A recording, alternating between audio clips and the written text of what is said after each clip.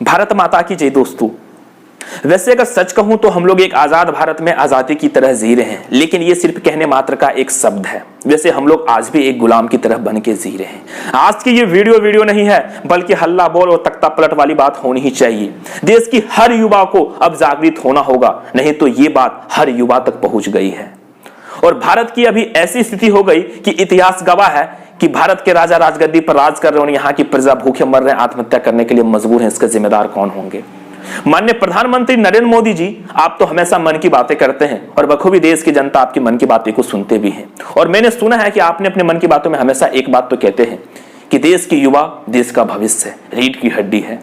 तो आपको पता है कि आपके जो देश के भविष्य युवा हैं, आज वो अंदर से टूटते जा रहे हैं, आत्महत्या करने के लिए तैयार हैं, भूखे मर रहे हैं। क्या उनकी मन की बातें आप कभी सुनेंगे? नहीं ना। इसका जिम्मेदार कौन है? जब आपकी चुनाव आती है, पिछले चुनाव में 58 से 60 करोड़ लोग जो है मतदान किए हैं और सब तक बाकायदा एक एक पर्ची दिया गया उसके नाम से, उसके पूरी पता से। आपका चुनाव भी हो गया, आपका सरकार भी बन गया, आप राजगद्दी पर भी बैठे हैं और ये सब 3 से 4 महीना में कंप्लीट हो गया। पूरे देश की चुनाव आप 3 से 4 महीना में करवा दिए।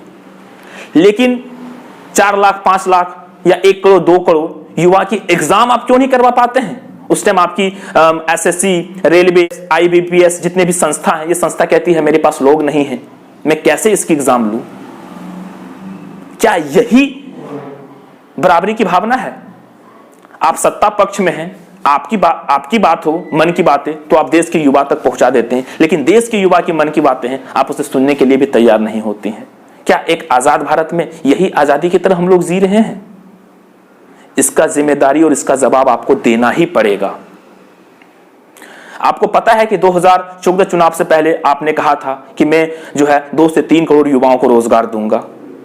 कितने करोड़ का आप रोजगार दिए? करोड़ तो छोड़िए, कितने लाख को आप रोजगार दिए हैं? जवाब दीजिए आप मुझे।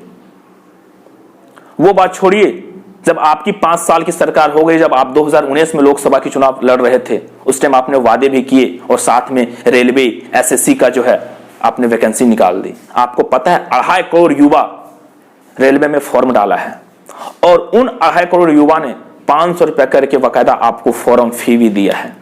और ऐसे करके अगर मैं जोड़ता हूं तो 2.5 करोड़ इंटू 500 हमें लगता है कि लगभग 12.5 अरब के आसपास हो रहा है। इन 12.5 अरब का आज 1.5 साल में जो ब्याज होता है वो लगभग 9 अरब के आसपास जो है ब्याज हो रहा है। और आप कहते हैं कि 500 रुपया लेंगे और एग्जाम के बाद 400 रुपया रिटर्न कर देंगे। क्या आप भीख मांगते हैं? अगर युवा आपसे 500 रुपया मांगे और बोले कि मैं 2 साल के बाद आपको लौटा दूंगा 400 रुपया, तो क्या आप उसे फ्री देंगे? आप उससे ब्याज लेंगे। लेकिन युवा की 400 रुपया लौटाएंगे, उसका ब्याज कौन देगा? वैसे इन युवाओं से आप भीख मांग के अपना एक बिजनेस तो खड़ा कर लिया, आपका ब्याज तो 9 अरब का बन गया, आप वो पैसा आपके पॉकेट में चला जाएगा। लेकिन जो युवा जिनके माता पिता खून और पसीने की मेहनत करके 100 रुपए जमा करके और उन अपने बेटे और बेटियों को पैसे देते हैं कि जाओ तुम फॉर्म डाल दो, उनका क्या होगा? आपने उनकी दर्द को कभी सुना, पढ़ा? नहीं ना। क्योंकि आप तो राजगद्दी पे राजा की तरह राज कर रहे हैं और प्रजा यहां पे भूखे मर जाए, आत्महत्या कर ले, उसका जवाब आपको नहीं है ही नहीं। आप कहां से देंगे उसका जवाब? जो माता पिता खून पसीना का मेहनत करके 1-1 रुपया जमा करके अपने बेटों को पढ़ाते हैं और उनके बेटे को जॉब ना होने की तरह से वो या तो सुसाइड कर लेते हैं या कुछ कर लेते हैं, डिप्रेशन में चले जाते हैं, नींद की टेबलेट खाते हैं। मेरे पास बहुत ऐसे मैसेज आते हैं कि सर मैं टेंशन से ना सो नहीं पाता हूं, इसलिए नींद की टेबलेट खाता हूं, मैं ये कर लूंगा, अगर मेरी जॉब नहीं लगी मैं ये कर लूंगा। उसका जिम्मेदार कौन होगा? देश के भविष्य आज गिरता जा रहा है, टूटता जा रहा है अंदर से। इसका जवाब कौन देगा? आपको देना ही पड़ेगा। माननीय प्रधानमंत्री नरेंद्र मोदी जी, आप तो व्यास गद्दी पर बैठे हुए हैं, आप तो राजा हैं। अगर आप प्रजा की बात नहीं सुनेंगे तो कौन सुनेगा? आपको पता है ना, राम भगवान भी प्रजा की बातें सुन के मैया सीता को जो है ना त्याग कर दिया था, जबकि वो गलत था लेकिन फिर भी त्याग कर दिया था। फिर उन्हें पता चला तो फिर जो हुआ आप जानते ही हैं।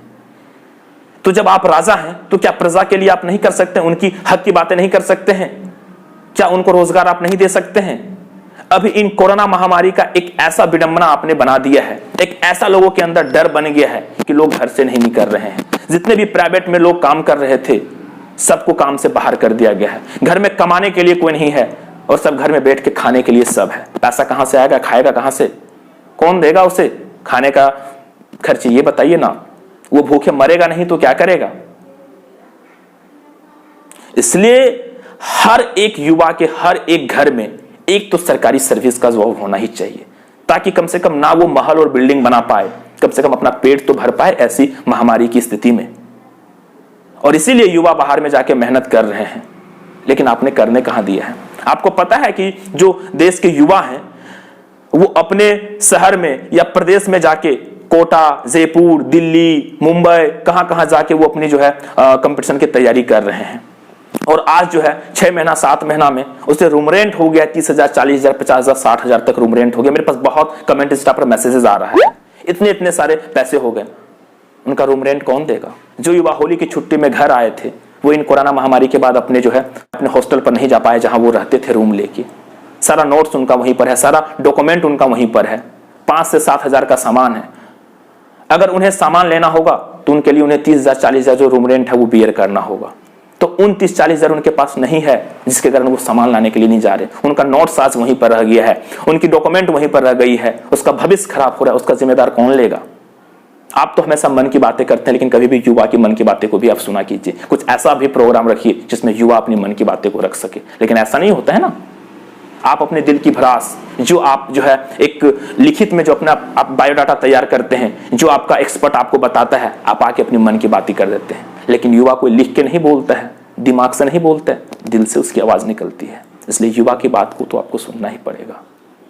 और ये जो मीडिया वाले हैं ना, ये तो बिकाऊ मीडिया को मैंने तो बहुत पहले ही बहिष्कार कर दिया। और मैं देश की हर एक लड़के और लड़कियां, उनके माता पिता, सभी युवाओं से मैं रिक्वेस्ट करता हूं, गुजारिश करता हूं हाथ जोड़ के कि इस मीडिया का बहिष्कार कीजिए। इस मीडिया का न्यूज आप नहीं देखिए। आप मीडिया का न्यूज देखते हैं, इसका टीआरपी बनता है। कभी भी देश के हित में, युवा के हित में मीडिया, कभी भी कोई भी मीडिया आवाज उठाया है। अंजना औपकश्यप, श्वेता सिंह, एक हमारे अर्नब गोस्वामी हैं।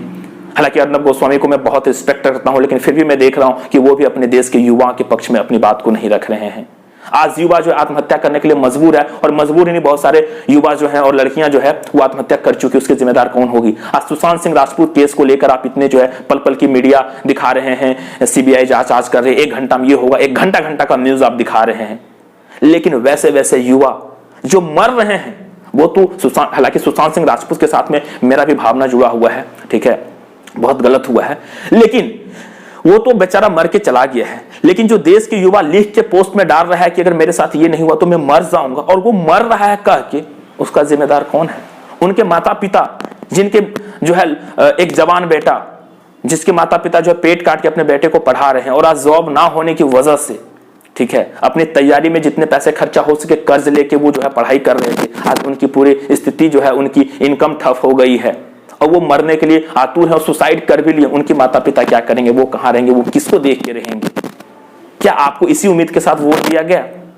अभी मैं अपने बिहार की बात करता हूं, मैं आपको बता देता हूं कि अभी यहां के जो हमारे चीफ मिनिस्टर हैं नीतीश कुमार जी, इन्होंने दरोगा का वैकेंसी निकाला था, लगभग 2100-2200 के आसपास पोस्ट था। उसकी पीटी हुई प्रीलिम्स, अभी मेंस नहीं हुई है, और अभी चुनाव आ गई है, और चुनाव आने के कारण फिर से दरोगा का वो वैकेंसी निकाल दी है। पहले तो आपने एग्जाम कंप्लीट नहीं करवाई, दूसरी वैकेंसी निकाल दी। ये वैकेंसी नहीं निकाली है, सिर्फ आपने जो है युवा को अपने तरफ खींचने के लिए, ताकि मैं वैकेंसी निकालूंगा, युवा जानेंगे, वोट मुझे देंगे, मैं फिर से सत्ता में आऊंगा, ताकि मैं फिर से सत्ता में आऊंगा, तभी तो इस वैकेंसी को मैं क्लियर करा पाऊंगा। क्योंकि आपको पता है कि बिहार में कैसे चलती है घूसखोरी, है ना। यहाँ पर एग्जाम भी रद्द हो जाता है। बिहार पुलिस का एग्जाम हुआ, क्वेश्चन लीक हो गया, घूस पे जो है सो लोग क्वेश्चन आउट करवा दिया।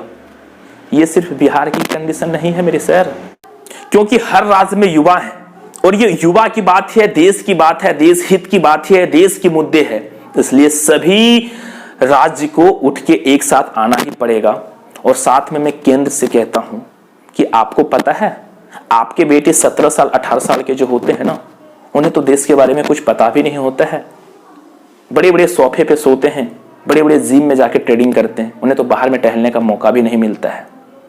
और ये जो मेरे युवा हैं 17 साल 18 साल, जो कि इंडियन आर्मी फौज की तैयारी करते हैं, इनका सुबह 3 बजे 4 बजे होता है। गांव की पगडंडियों पर रनिंग करते हैं। क्यों पता है? क्योंकि इनके अंदर एक जज्बा है, जुनून है, देश में जाने के, भारतीय सेना में भर्ती होने का और मां भारती की रक्षा करने का। और आप इस जुनून को तोड़ रहे हैं, इस जज्बे को तोड़ रहे हैं, जो कि वो अमीर नहीं होते, एक गरीब घर से होते हैं। घर में खाने वाले 5 होते हैं, कमाने वाले सिर्फ 1 होते हैं, और उसी से वो अपने जीविका को पालते हैं। और वो चाहते हैं कि मैं देश में जाके माँ भारती की रक्षा करूं। और आपने तो ऐसा कर दिया कि भारतीय सेना में भी और जितने भी कंपटीशन में हैं उनमें तो आप वैकेंसी बंद कर दी, वैकेंसी ही नहीं निकाल रहे हैं, और जो वैकेंसी निकली हुई है वो भी आप उसका एग्जाम नहीं ले रहे हैं। पता है, हमारे देश के जो युवा हैं और जो लड़कियां वगैरह भी जो इंडियन आर्मी या किसी भी डिफेंस की जो तैयारी करते हैं, फिजिकल की तैयारी, उनका वो जो है 6 महीना 7 महीना से रनिंग करके अपने रनिंग बहुत अच्छे बनाए थे। 5 मिनट 4:50 5.5 मिनट का उनका टाइमिंग था, लेकिन एक लॉकडाउन के कारण वो रनिंग छोड़ दिए। क्यों पता है? वो इसलिए क्योंकि वैकेंसी तो आना ही नहीं भाई, इतना मेहनत करके क्या करोगे। खाने का भी घर में कुछ नहीं जुट रहा है, कमाने वाला कोई है नहीं, तो खाने का जुट नहीं रहा है, और नहीं खाएगा तो रनिंग कैसे कर पाएगा? रनिंग तो नहीं कर पाएगा, और जब रनिंग नहीं कर पाएगा तो जो भी उसका अच्छा एक बेस्ट टाइम था वो तो टाइमिंग बढ़ेगा ही। इसका जिम्मेदार कौन है? आप हर एक टीचर का वीडियो जाके देख लीजिए, आज से 5 दिन पहले और 5 साल तक कभी भी टीचर कभी भी किसी चीज पर आंदोलन नहीं किया है, और टीचर कभी भी पॉलिटिक्स नहीं करता है। लेकिन आज हर एक टीचर यूट्यूब पर इस वीडियो क्यों बना रहे पता है? क्योंकि स्टूडेंट के भविष्य के साथ जुड़ा हुआ है, और जब उनका स्टूडेंट ही नहीं सही रहेगा तो टीचर सही रह के क्या करेगा? सभी युवा सभी स्टूडेंट पूछते हैं कि सर पढ़ तो रहा हूं सर, सिलेबस भी कंप्लीट हो रहा है सर, रनिंग भी कर रहा हूं सर, लेकिन सर भर्तियां कब आएगी? टीचर जवाब क्या देगा? स्टूडेंट तो यही सोचता है कि टीचर के पास सारी जानकारी होगी, पहुंच होगी, लेकिन टीचर भी तो वैसा ही है जैसा स्टूडेंट है। तो क्या करेंगे टीचर? इसका जिम्मेदारी कौन लेगा? और मैं बता देता हूं, मैं रिक्वेस्ट करता हूं जितने भी यूट्यूब पर मेरे यूट्यूब पर जो है मीडिया से जितना मीडिया चैनल पर सब्सक्राइबर है ना, उससे 10-10 गुना ज्यादा मेरे जो है यूट्यूब पे सब्सक्राइबर है। जैसे वाईफाई स्टडी 10 मिलियन से पार है। हमारे एक विपिन सर है, मैथ मस्ती खान सर हैं, बहुत सारे सर हैं जो कि बाकायदा वीडियो बनाए भी हैं। मैं कहता हूं कि सबका नहीं, किसी एक का भी वीडियो ट्रेंडिंग पर जाना चाहिए, वायरल होना चाहिए, ताकि देश के प्राइम मिनिस्टर, देश के हमारे जो है सभी स्टेट के चीफ मिनिस्टर तक ये बातें पहुंचे और वो भी अपनी युवा की बात को सुन सके। वैसे माननीय प्रधानमंत्री तो सोशल मीडिया के द्वारा हमेशा मन की बातें करते हैं, लेकिन कभी भी देश की युवा की मन की बातें नहीं सुनते हैं। चलो ठीक है, आप ना ही सुनो, लेकिन अगर इसके थ्रू भी उन तक ये बातें पहुंचती है, और मैं बता देता हूं 2 से 3 दिन के अंदर देश में एक ऐसी स्थिति आने वाली है ना कि सरकार को संभालना मजबूर हो जाएगा।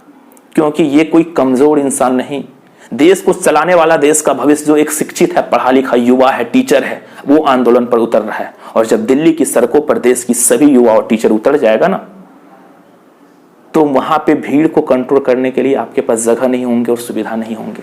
क्योंकि आप तो यहाँ पे 2 करोड़ 2.5 करोड़ का जो है वैकेंसी जो निकाले उसका एग्जाम नहीं ले पा रहे, आपके पास व्यवस्था नहीं है। तो 10 करोड़ 15 करोड़ 20 करोड़ युवा जब उतर जाएंगे तो आप उसे कैसे संभाल पाएंगे?